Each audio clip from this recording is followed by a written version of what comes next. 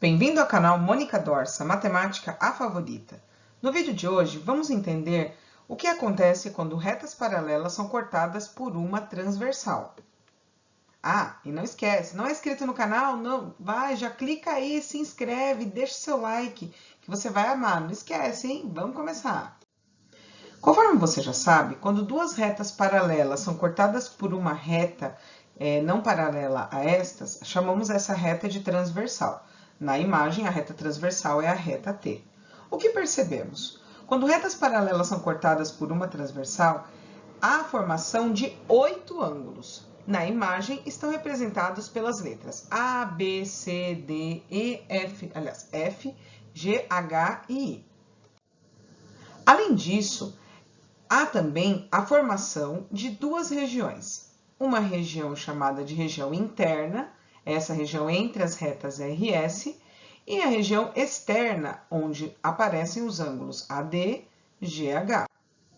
Conforme as posições relativas, cada ângulo pode ter uma classificação.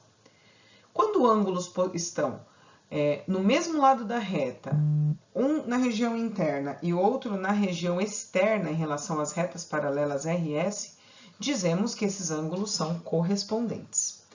A propriedade relacionada aos ângulos correspondentes é que ângulos correspondentes têm a mesma medida, ou seja, são congruentes. Perceba na imagem, o ângulo A e o ângulo F são correspondentes, logo, o ângulo A e F têm a mesma medida. A mesma coisa acontece com o par BG, o par CH, o par DI. Estão em mesmas posições, cada um na sua reta. Ângulos alternos internos são pares de ângulos que não são vizinhos e nem opostos pelo vértice, mas estão em lados alternados em relação à transversal.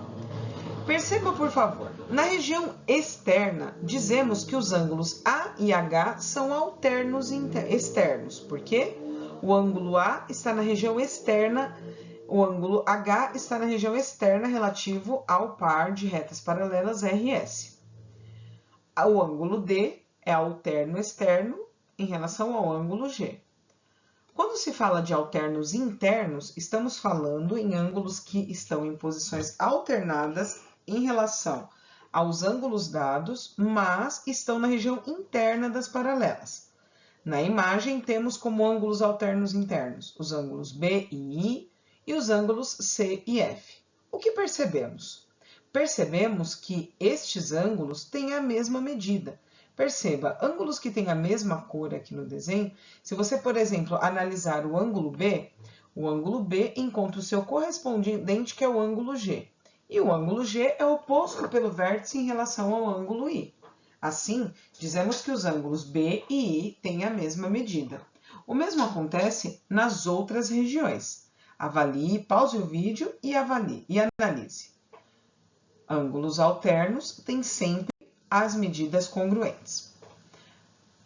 Quando falamos de ângulos colaterais, estamos falando de ângulos que estão do mesmo lado em relação à transversal.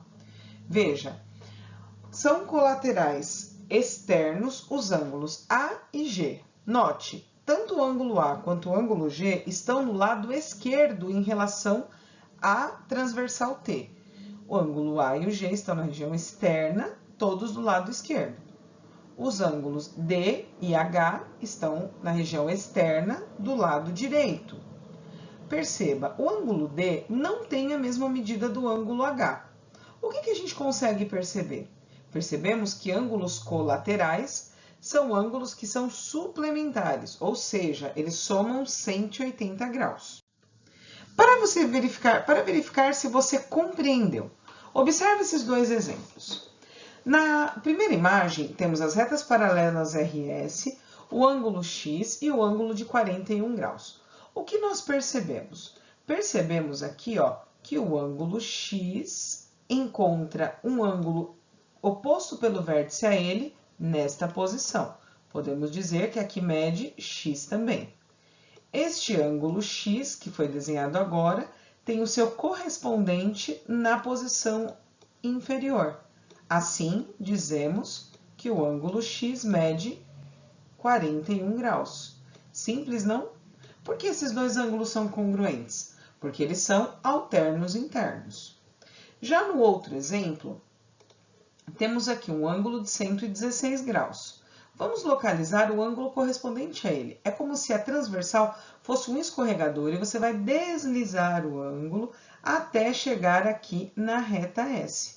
Puxa vida, olha aqui, ó, este ângulo mede 116 graus. Como determinar a medida x?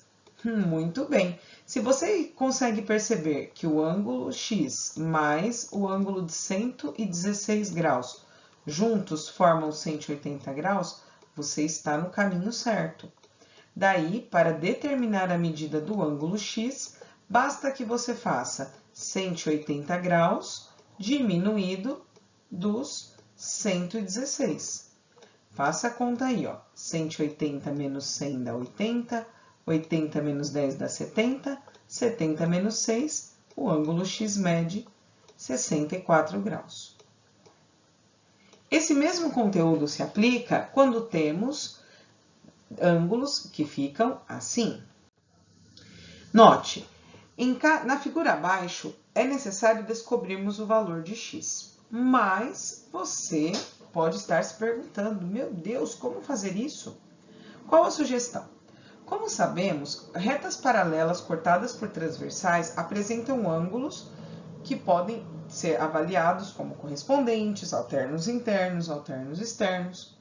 Tracei aqui uma reta paralela às retas RS dadas, vou chamar essa reta de reta T. E vamos localizar aqui, agora que nós temos três retas paralelas, as correspondências que são possíveis. Vamos lá? O ângulo x, que é este ângulo que está nessa posição, tem o seu correspondente nessa região dos 53 graus. Já quando observamos o ângulo de 39 graus, este ângulo tem o seu oposto pelo vértice aqui, ó, nesta região.